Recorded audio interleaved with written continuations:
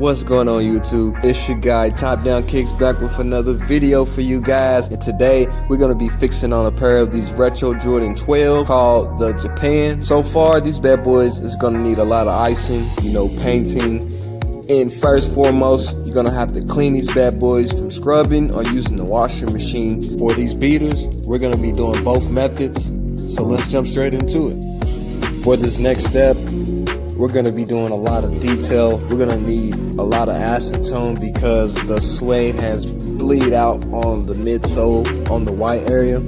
So we're going to need to clean up this to get it really nice and ready for the icing. And of course, we're going to be painting these shoes as well.